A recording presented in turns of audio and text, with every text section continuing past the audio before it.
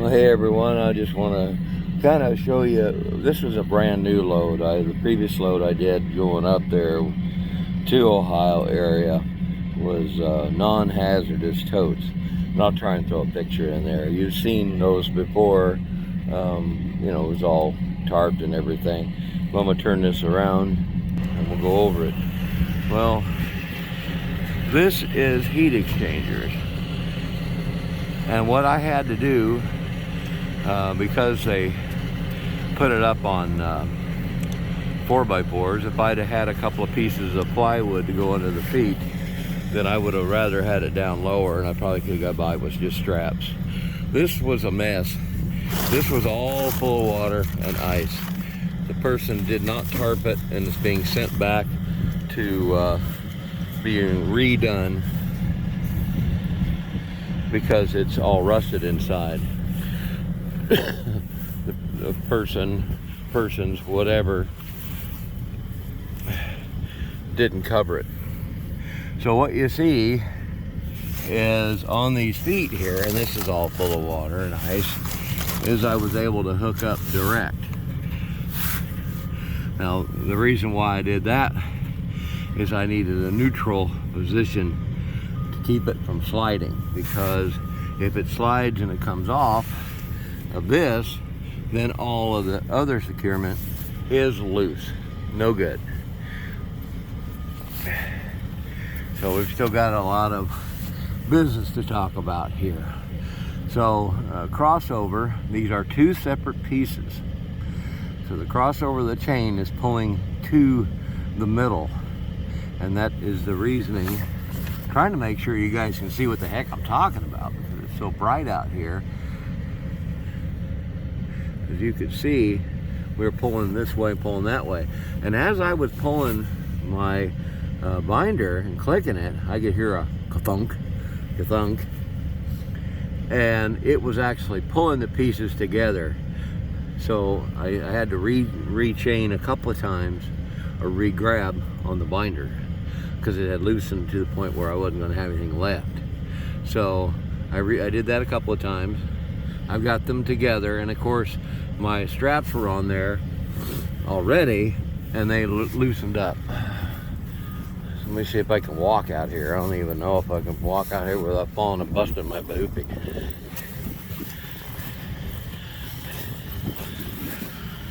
And you see I was in that storm that went across Missouri. Yeah, it's tight. This one was a little bit whooped. It was really tight there. And since they have to get it repainted, I wasn't worried about direct contact, because there was no other way. This one was a little bit tough to get it to go in. So at least it's down by the feet. It's not in the main business area, which is up in the exchanger section. And I could have swore there was an opening in the plastic, but I had to make sure that the extra chain was wrapped through and through, and then I used bungees to kind of tighten it up a little bit. That one is tight too, so I'm not worried about it. Let's see if we can get up in there. Yeah, you can see now they took this area and they cut it here, and this was full of water. It was all that brine salt from the road, and they had to take and cut the ice blocks out because they're having a hard time getting it all set down because of all the salt. So here you get to see the direct chain method here, and it kind of went under on this particular one. But I took a spare hook that I had, and I walked out and I measured it. So I just walked up and placed it on there and looked for and pre-checked to make sure before I drug all that weight out, to make sure. Now you can see the two legs like that. I hope you can. Doing my best here, folks. And that's the factory job of covering it. Now there should have been a tarp on it, but it came in untarped. So they had to hire me to take it back to manufacturer. Let's see if we can get a shot at it from the rear. And you can see, yeah, it's two pieces, and it's 21,000 pounds. I had to move it as close to the front as possible for drive weight, because look, it's snowy.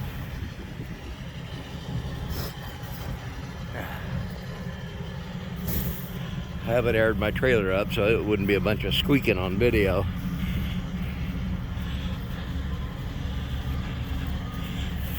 Yeah, tight. That's tight. That one is too. And this one's also happy. So you can kind of see a little bit of it in here. And I checked with the agent and he said, well, it's already damaged. We have to send it back for rework, so don't worry about tarping it. I said thank you, because my tarps were frozen. I couldn't even get my lumber. They had to donate 2 pieces of lumber. 280 pounds is what I weigh, and I could not undo my tarps straps just to get to the chain with the lumber. Everything was on top of each other. I do that for a reason, so people will just up and tighten everything up, or untighten it and trying to take anything. Not that they would, but these days you never know. So you can kind of see how that hook works. I can't really get underneath there. Sorry about that. But anyways, you get the idea. So the pull is to the front in an X fashion, pull to the rear in an X fashion, and 4 down pressure straps. So I need to have either way. Could you get by with it? Possibly, but what if it tipped? So I have 4 down pressure straps, and that's the reasoning why. I wasn't worried about it. It was all steel. I did the question, is there anything in there that will get harmed by strap pressure? And they said no. That's all I need to hear. A lot of nose running, sorry about that, folks. But yeah, you can pretty much see what's going on. Now, this is just extras. You can see it a little better over here. I did a wrap and made sure the hook was up, and then I did a bungee, just kind of hold it in place. No biggie. But that's it. So 2 heat exchangers, back to the drawing board, and they'll get to rework on it. And should be in pretty good shape. You can kind of see how this is East St. Louis at the Flying J. This was at the closed end of where 255 was, and it was actually had to exit at the Flying J. And I was happy because any port in a storm, I had to go to when I was going through Kentucky to Ohio, I had to go south 3 miles to get to Safe Haven. And I used the apologize, I hope boogers running everywhere, but I've got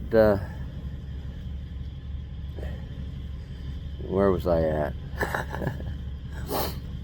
Any port in a storm pretty much is, you know, Safe Haven, getting off the road. Our company, you know, Landstar, you know, they'll hammer you if you park on a ramp. So I don't do that. So I went to a few miles out of my way, no big deal. And I used their system, and I found a spot in there to park legally. And that way it was safe off the road.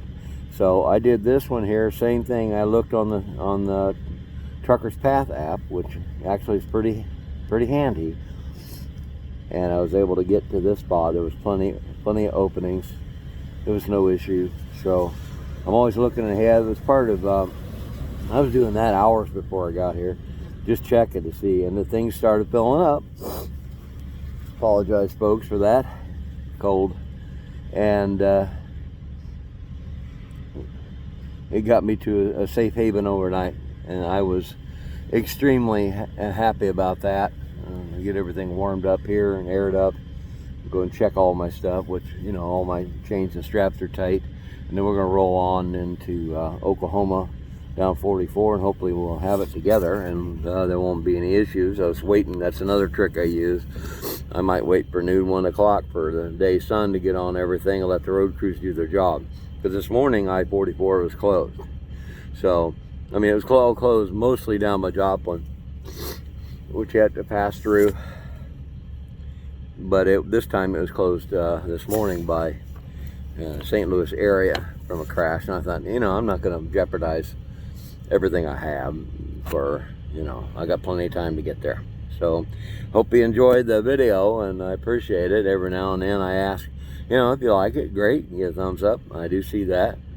If you want to subscribe, that's fine. And drop a comment, tell me where you're watching from. I really appreciate it, and we'll see you on the road.